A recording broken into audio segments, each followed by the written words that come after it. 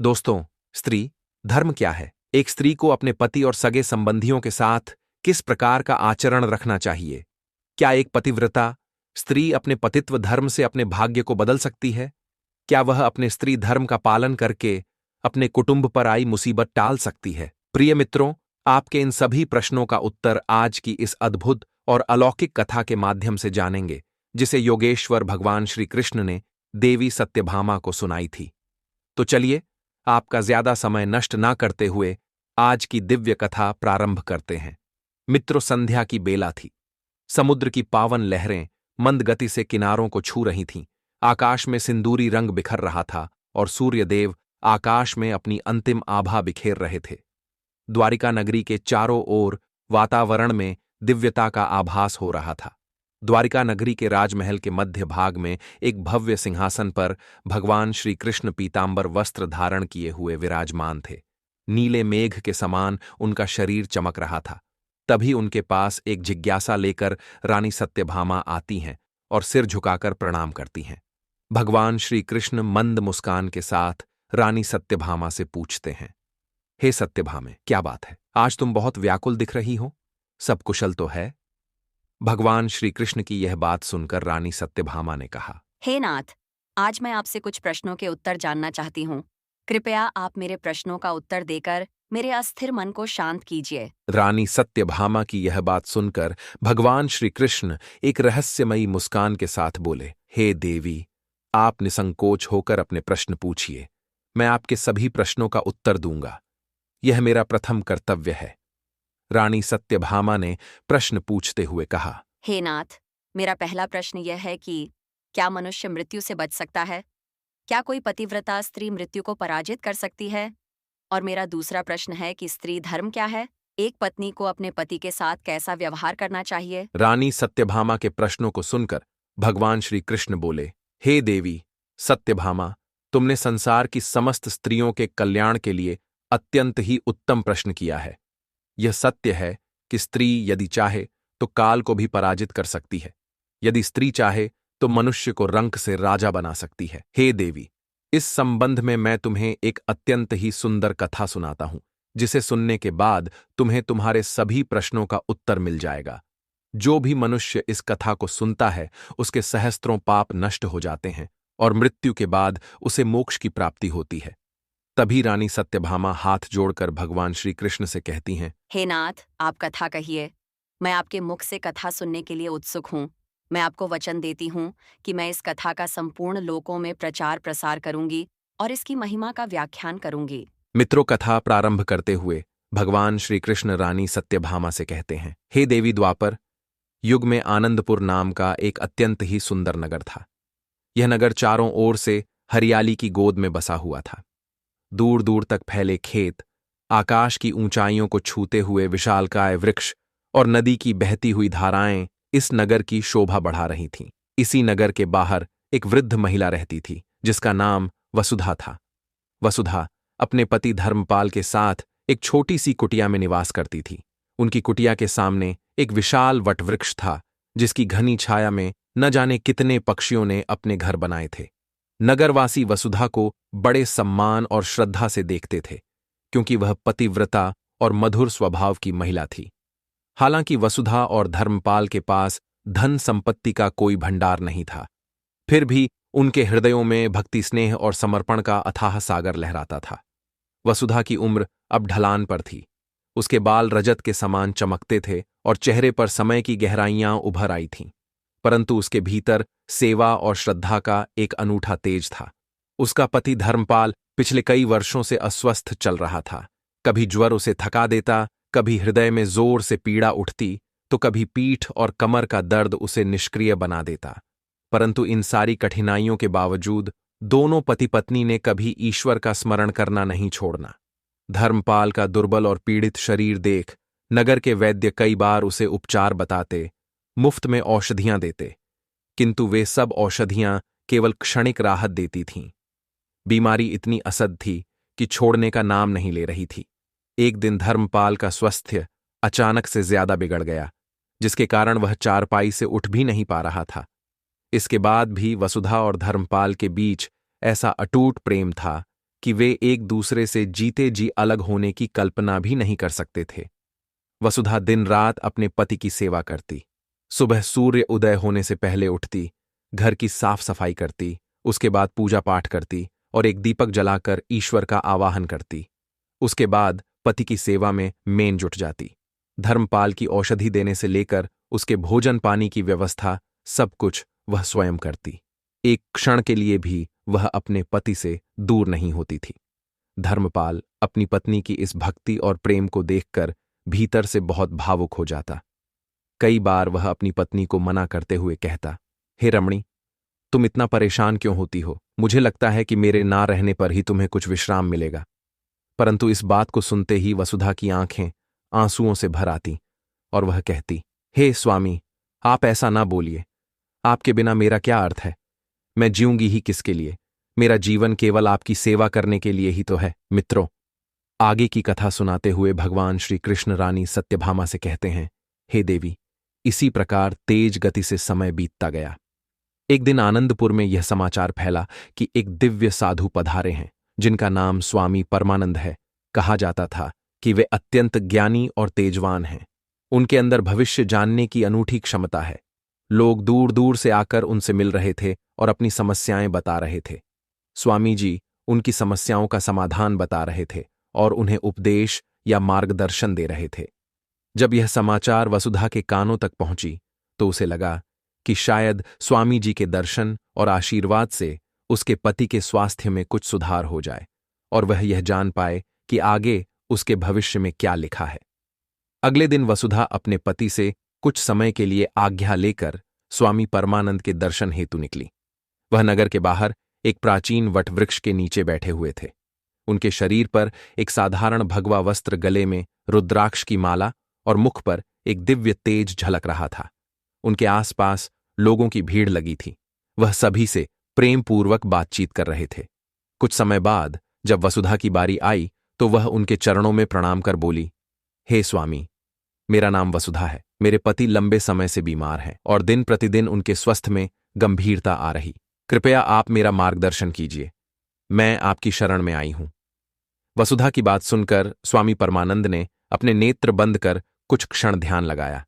उसके बाद आंखें खोलीं और फिर गंभीर स्वर में बोले, हे देवी वसुधा, तुम सचमुच एक पतिव्रता स्त्री हो, किंतु सत्य यह है कि तुम्हारे पति धर्मपाल की आयु में अब भी कुछ समय शेष है। इसके अतिरिक्त एक बात और है जो चिंताजनक है। हे पुत्री, मनुष्य के प्रारब्ध में जो लिखा होता है उसके साथ वैसा ही होता है, क्योंकि यह एक अटल सत्य है। मुझे संकेत मिल रहा है कि तुम्हारी अपनी जीवन रेखा अब संक्षिप्त है। हे पुत्री, इस महीने की अमावस्या तुम्हारे जीवन के लिए अंतिम सिद्ध हो सकती है। उसी दिन तुम्हारी जीवन रेखा समाप्त हो जाएगी। यह वचन सुनते ही वसुधा सन्न रह गई। अभी तो वह अपने पति के प्राणों की चिंता कर रही थी, परंतु यह सुनने को मिला कि उसके स्वयं के प्राण जल्दी ही जाने वाले हैं। उसकी आंखों से आंसू बहने लगे। वसुधा ने स्वामी परमानंद के चरण पकड़ लिए और रोते हुए बोली, हे महात्मन, मैं तो अपने पति की सेवा के लिए जीती हूं। यदि मैं ही ना रही तो मेरे पति का क्या होगा? उनका ख्याल कौन रखेगा? स्वामी जी, कृपा करके मुझे कोई उपाय बताइए जिससे मेरा जीवन कुछ और समय के लिए बढ़ जाए और मेरे पति के प्राणों की रक्षा हो सके। स्वामी परमानंद ने उसे समझाते हुए कहा, देवी, मृत्यु तो इस सूक्ष्म जगत का एक अटल सत्य है जिसे महादेव के अतिरिक्त कोई टाल नहीं सकता। परंतु इतना अवश्य कहा जा सकता है कि यदि कोई महादेव को प्रसन्न कर दे और उनकी शरण में चला जाए तो वह मृत्यु को भी पराजित कर सकता है। हे देवी, तुम्हें महादेव की आराधना करनी चाहिए और उनकी शरण में जाना चाहिए, वहीं तुम्हारी सहायता करेंगे। यह सुनकर वसुधा अत्यंत प्रसन्न हुई। उसने स्वामी जी को प्रणाम किया और आभार प्रकट करते हुए बोली, हे महात्मन, मैं आज से ही भगवान शिव की आराधना करूंगी। कृपया आप मुझे आशीर्वाद दें। स्वामी परमानंद ने आशीर्वाद देते हुए कहा, जाओ पुत्री, तुम्हारा कल्याण हो। भगवान भोलेनाथ तुम्हारा भला करे। इतना कहकर स्वामी जी अन्य श्रद्धालुओं की ओर ध्यान लगाने लगे। मित्रों, उस दिन से वसुधा के मन में एक ही बात घूम रही थी और वह बात थी अमावस्या का दिन जब उसके प्राण हर लिए जाएंगे। वह घर लौटी तो उसका चेहरा उतरा हुआ था।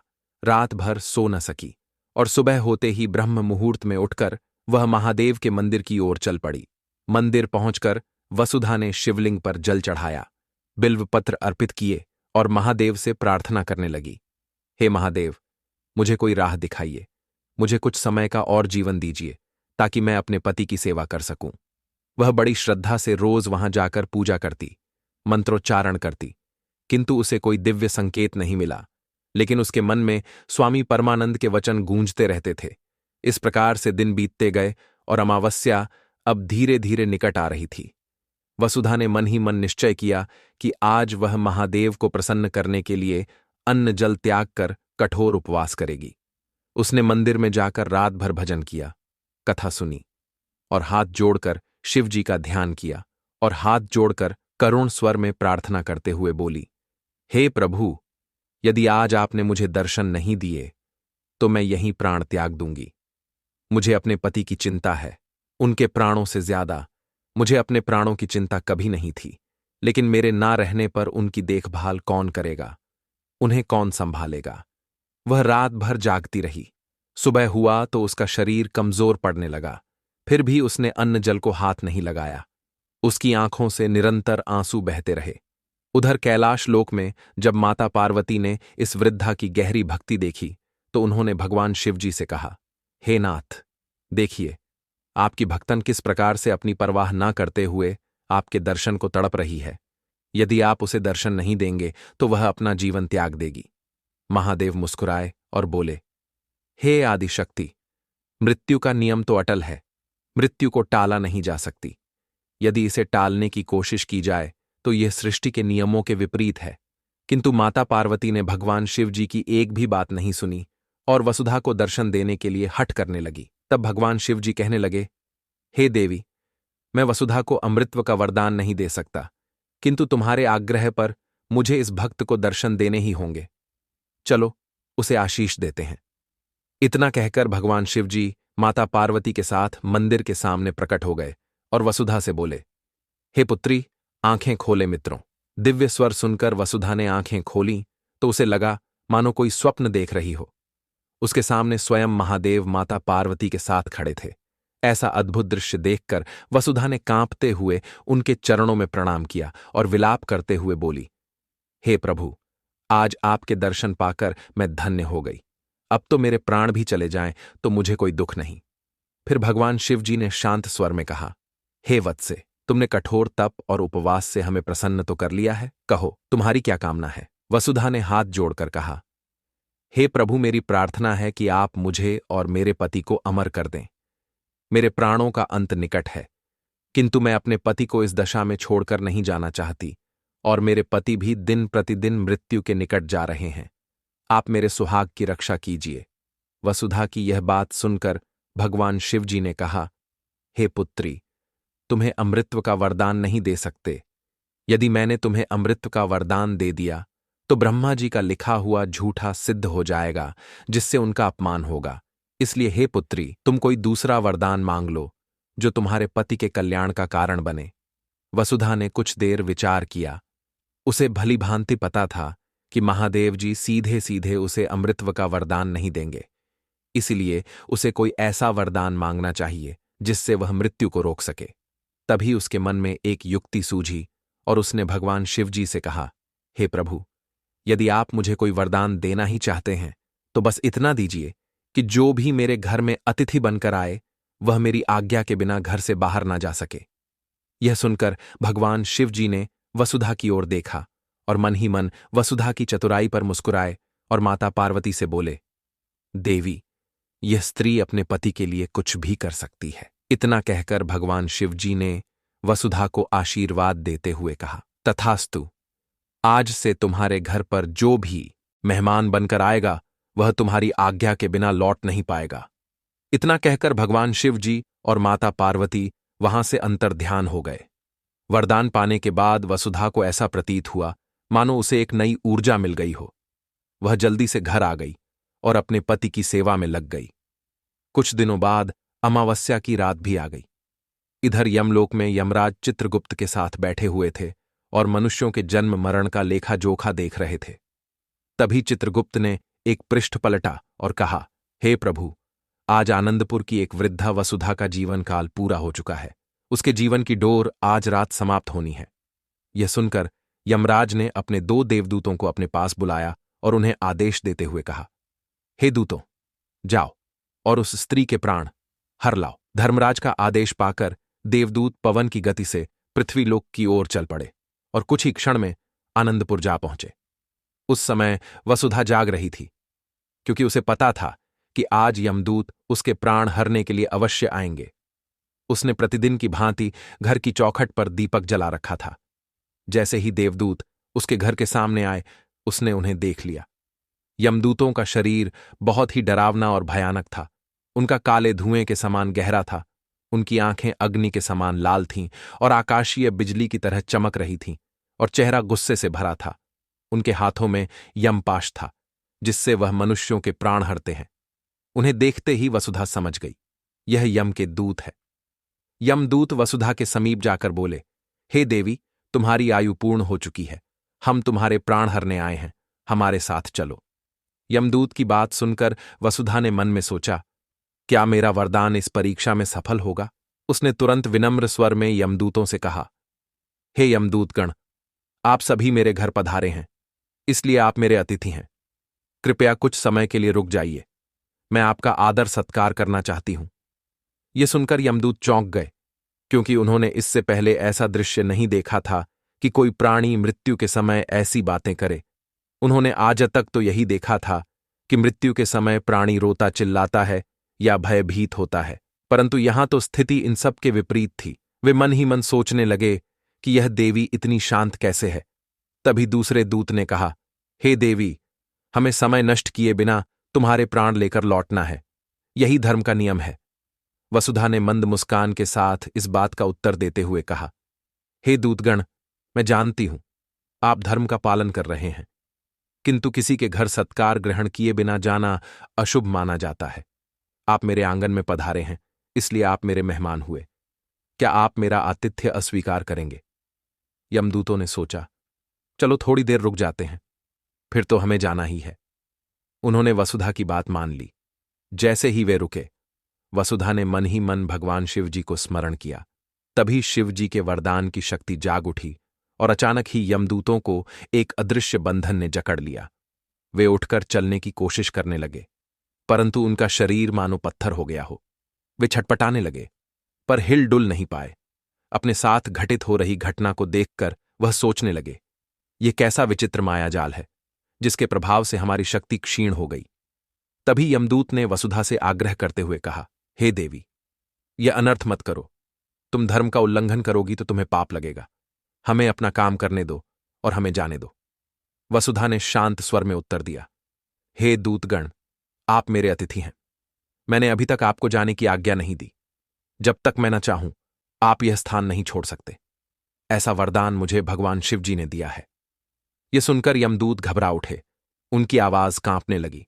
तभी एक यमदूत ने ऊंची आवाज में निवेदन करते हुए कहा, हे देवी, हमें मुक्त कर दो, हमें धर्मराज के आदेश का पालन करने दो। उन्होंने तुम्हारे प्राण हरने का हमें आदेश दिया है। यदि तुमने हमें नहीं छोड़ा तो अनर्थ हो जाएगा।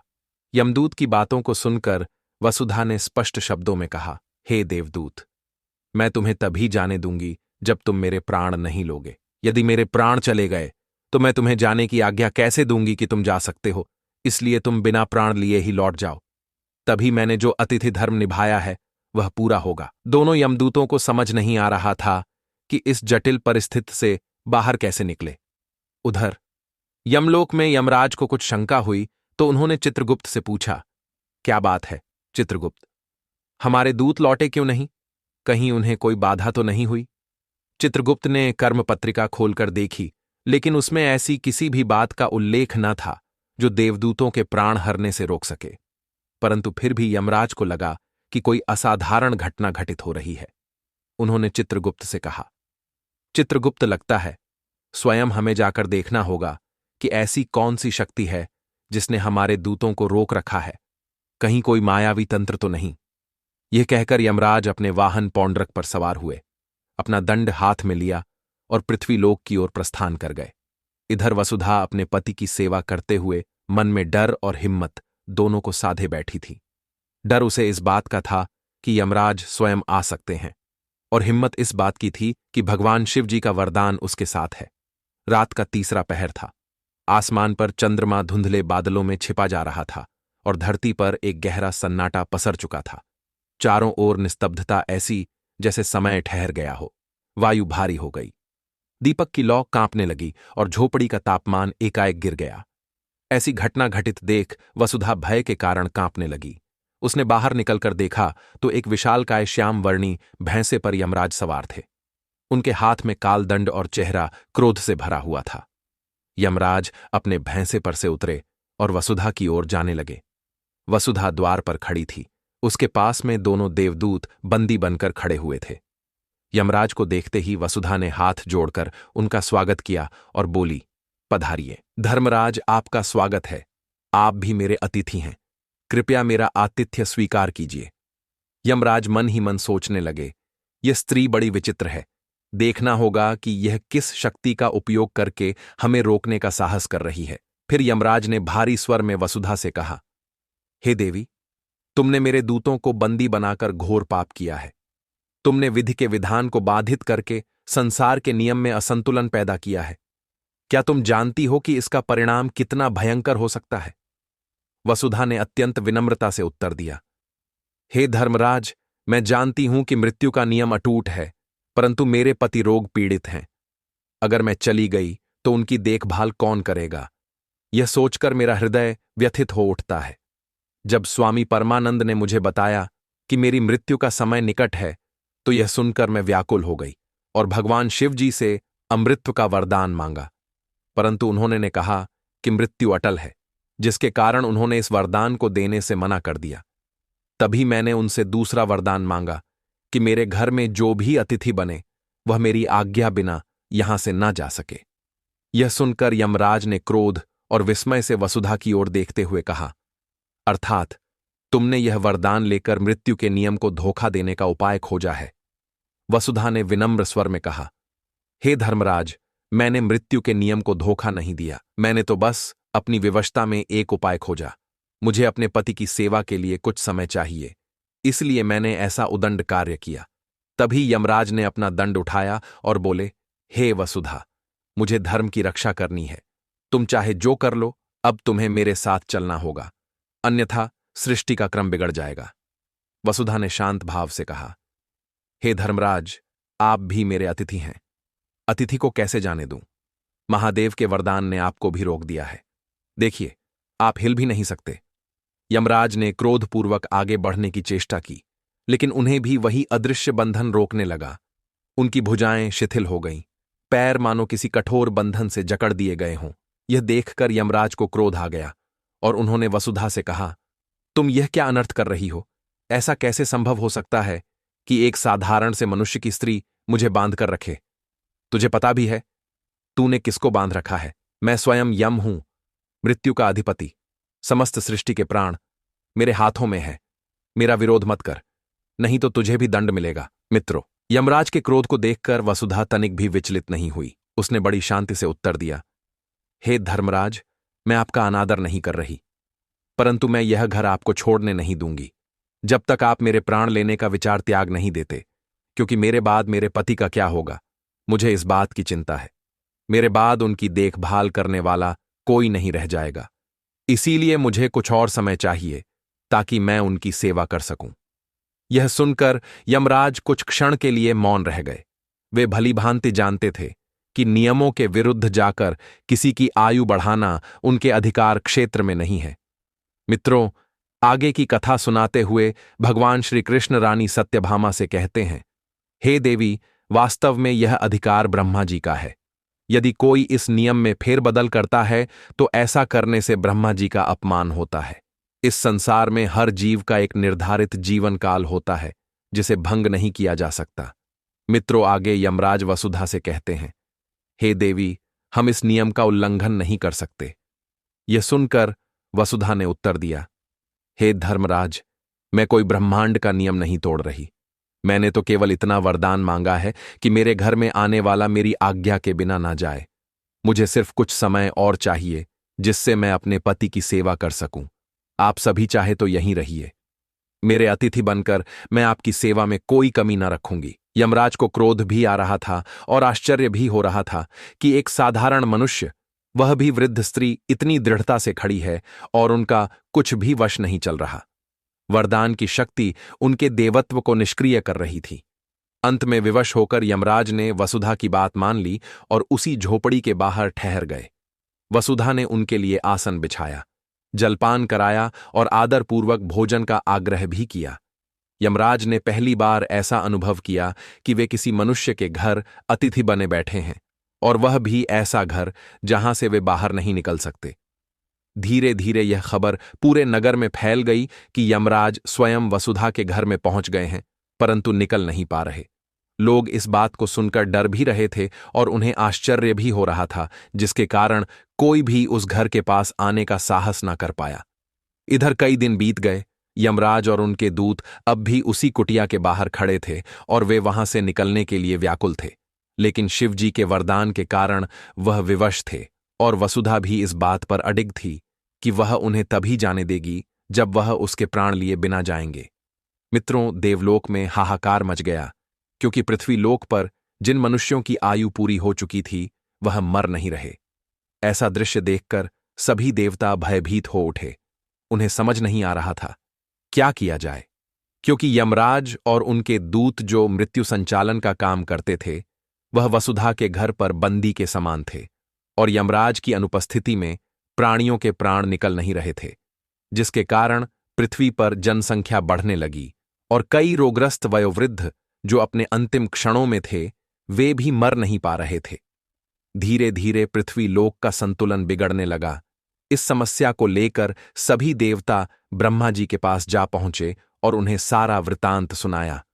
देवताओं के मुख से यह बात सुनकर ब्रह्मा जी चिंतित हो उठे और वह इस समस्या के निवारण के लिए सृष्टि के पालनकर्ता भगवान विष्णु जी के पास जा पहुंचे और उन्हें प्रणाम करते हुए बोले, हे प्रभु, आपको मेरे आने का प्रयोजन पहले ही पता चल गया होगा कि मैं किस उद्देश्य से आपके पास आया हूं।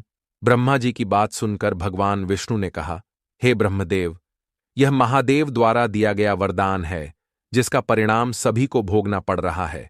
हम महादेव के दिए गए वरदान में सीधे हस्तक्षेप नहीं कर सकते। आपको कोई ऐसा उपाय करना होगा कि यह स्त्री अपनी इच्छा से यमराज को मुक्त कर दे। फिर ब्रह्मदेव स्वयं वसुधा के घर के सामने प्रकट हो गए। उनके आगमन से एक दिव्य प्रकाश फैल गया। जब ब्रह्मदेव उस कुटिया में पहुंचे तो उन्होंने देखा यमराज और दूतों के आसपास एक अद्भुत दिव्य प्रकाश का घेरा है, जिसके अंदर यमराज और दोनों दूत स्थिर खड़े हैं। ब्रह्मा जी ने उच्च स्वर में पुकारा, हे वसुधा, मैं ब्रह्मा हूं। मैं स्वयं तुम्हारे पास आया हूं। तुम्हारे इस कार्य ने सृष्टि की व्यवस्था को अवरुद्ध कर दिया है। तुम यमराज को मुक्त कर दो। जब वसुधा ने ब्रह्मा जी को देखा तो आश्चर्य और भक्ति से भर गई। उसने ब्रह्मा जी को प्रणाम किया और आदरपूर्वक बोली, हे परमपिता, आप यहां स्वयं मेरी कुटिया पर क्यों आए? ब्रह्मदेव ने एक गहरी सांस ली और कहा, हे पुत्री वसुधा, तुम्हारा त्याग और तुम्हारी पतिव्रता भक्ति वंदनीय है, लेकिन तुम्हारा यह हठ समस्त संसार के संतुलन को बिगाड़ रहा है। यमराज अपने कार्य का निर्वहन नहीं कर पा रहे, जिससे अनेक जीव ना मर पा रहे हैं और ना ही नया जन्म ले पा रहे हैं। रोगी प्राणी कष्ट में हैं, जीवन चक्र अवरुद्ध हो रहा है। तुम यह विनाशकारी स्थिति क्यों पैदा कर रही हो? यह सुनकर वसुधा के नेत्रों से आंसू बहने लगे और उसने भावुक स्वर में उत्तर दिया, हे परमपिता, इस कार्य के पीछे मेरा कोई स्वार्थ नहीं है। मैंने तो अपने पति को अपना सर्वस्व माना है। मेरा जीवन केवल उनकी सेवा के लिए ही बना है। यदि मैं ना रही तो मेरे पति की देखभाल कौन करेगा? आपने ही तो हमारे प्राणों की आयु निर्धारित की है। मैं आपसे प्रार्थना करती हूं, मेरा कुछ और समय बढ़ा दीजिए ताकि मैं अपने पति की सेवा कर सकूं। उसके पश्चात चाहे जब मेरा प्राणांत हो जाए, मुझे कोई शोक नहीं होगा। ब्रह्मदेव ने समझाया, पुत्री, मृत्यु की घड़ी निश्चित है। तुम्हारे जन्म से लेकर मृत्यु तक का लेखा हमारे पास है। इसे बदलना सरल नहीं है मित्रों। ब्रह्मा जी के समझाने के बाद भी वसुधा ने अपनी जिद नहीं छोड़ी और वह अपनी बात पर अडिग रही। ब्रह्मा जी निरंतर समझाते रहे, हे पुत्री, तुम्हारे विचार पवित्र हैं, पतिव्रता धर्म भी महान है, परंतु तुम्हारी इस जिद ने संपूर्ण सृष्टि को संकट में डाल दिया है। देखो यमराज और उनके दूतों को बांधकर तुमने असंख्य जीवों की मृत्यु को रोक दिया है।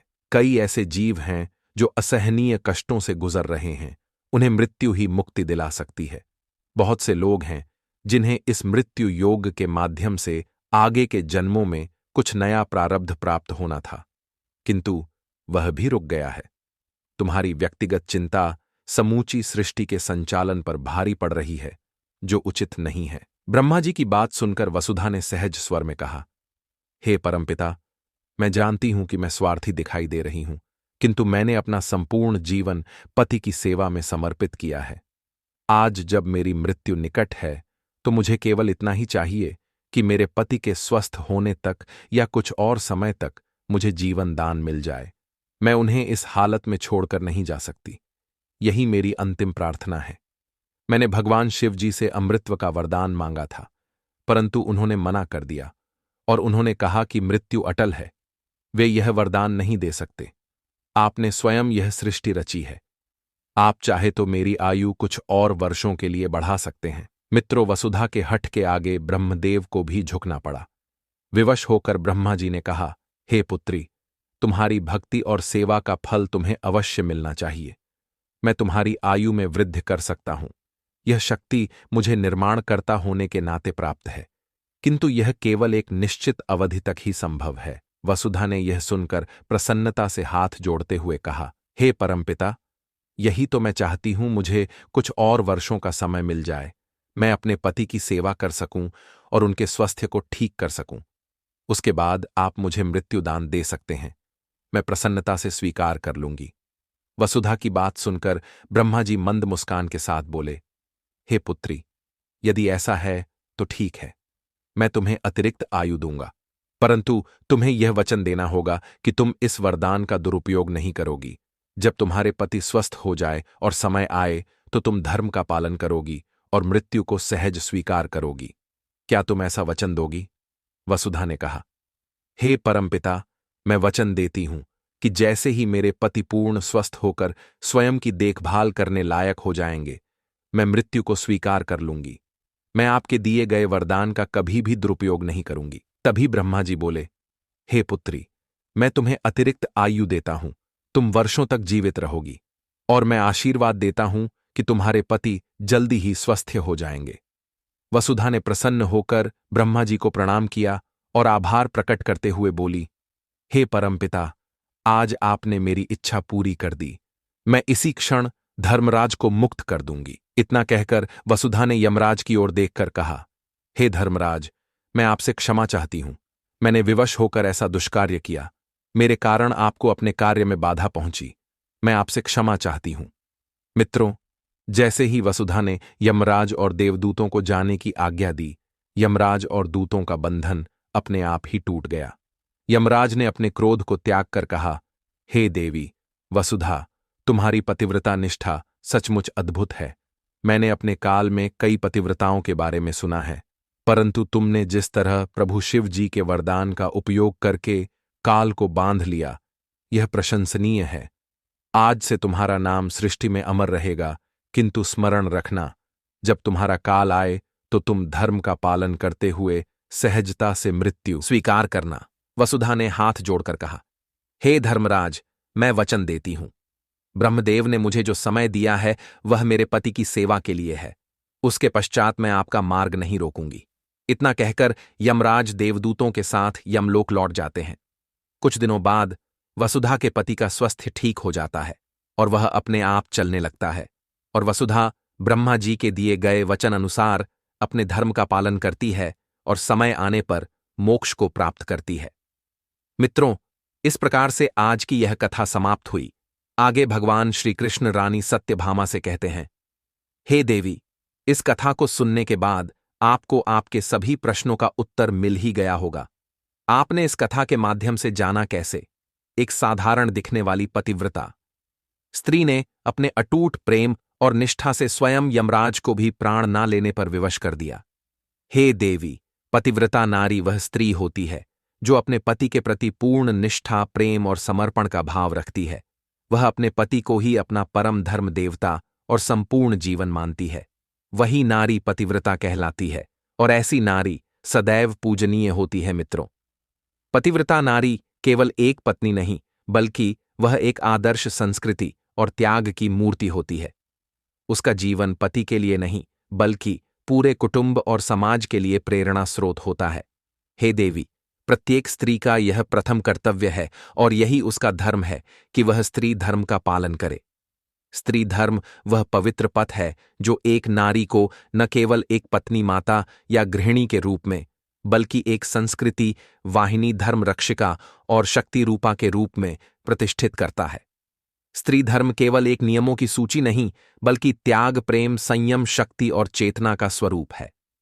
सच्चे अर्थों में स्त्री धर्म वही है जो नारी को उसकी आंतरिक गरिमा, सम्मान और स्वतंत्र चेतना के साथ जीने का मार्ग दे। यह सुनकर रानी सत्यभामा ने कहा, हे नाथ, आज आपके मुख से यह ज्ञानवर्धक प्रसंग सुनकर मैं धन्य हो गई। मुझे मेरे सभी प्रश्नों के उत्तर मिल गए। इतना कहकर भगवान श्री कृष्ण अपनी वाणी को विराम देते हैं। प्रिय माताओं, बहनों, इस प्रकार से आज का यह प्रसंग समाप्त हुआ। आशा करते हैं आपने इस कथा के माध्यम से जो कुछ भी सीखा है उसे अपने जीवन में अमल करेंगी और सदैव स्त्री धर्म का पालन करेंगी। प्रिय मित्रों, वीडियो देखने के लिए आप सभी का बहुत बहुत धन्यवाद।